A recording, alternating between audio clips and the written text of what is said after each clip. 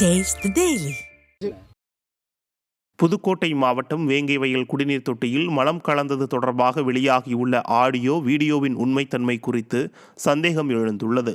வேங்கைவயல் விவகாரத்தில் காவலர் முரளிராஜா, சுதர்சன், முத்துகிருஷ்ணன் ஆகிய மூவர் குற்றவாளி என சிபிசிஐடி தரப்பில் நீதிமன்றத்தில் குற்றப்பத்திரிகை தாக்கல் செய்யப்பட்டுள்ளது. இந்த நிலையில் தற்போது ஆடியோ ஒன்றும் வீடியோ ஒன்றும் பரவி வருகிறது. அதில் 2 நபர்கள் மேல்நிலை நீர்த்தேக்க தொட்டியில் மலம் கலந்த காட்சிகள் இடம்பெற்றுள்ளன. மேலும் சுதர்சன் வீடியோ எடுக்கிறான் என்ற ஆடியோவும் உள்ளது.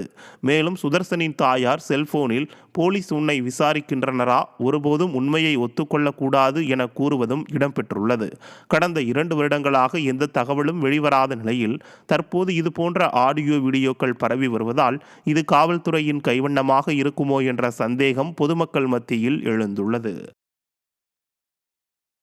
தஞ்சாவூர் மாவட்டம் கும்பகோணம் அரசு மருத்துவமனையில் மர்ம காய்ச்சலால் பாதிக்கப்பட்ட மேலும் 5 பேர் அனுமதிக்கப்பட்டுள்ளனர். நீலத்தநல்லூர் கிராமத்தில் பரவி வரும் மர்ம காய்ச்சலால் 2 தினங்களுக்கு முன்பு 10 சிறுவர் சிறுமியர் அனுமதிக்கப்பட்டிருந்த நிலையில் மேலும் 5 பேருக்கு பரவியதால் கிராம மக்கள் அச்சமடைந்துள்ளனர். அனைவரும் தீவிர சிகிச்சை பிரிவில் சிகிச்சை பெற்று வரும் நிலையில் போதிய மாத்திரைகள் இல்லாததால் வெளியில் சென்று தனியாரிடம் வாங்கும் அவல நிலையில் உள்ளதாக பாதிக்கப்பட்டவர்கள் வேதனையடைந்துள்ளனர். திமுக ஆட்சிக்கு வந்த நாள் முதல் அரசு மருத்துவமனையில் சிகிச்சையின் தரம் குறைந்துவிட்டதாக குற்றம் சாட்டும் மக்கள் மர்ம காய்ச்சல் மேலும் பரவாமல் தடுக்கவும் அரசு மருத்துவமனைகளில் போதிய மருந்துகள் இருப்பதை மாரத்தான் அமைச்சர் மா சுப்பிரமணியனும் விளம்பர ஸ்டாலினும் உறுதிப்படுத்துமாறு மக்கள் கோரிக்கை விடுத்துள்ளனர்.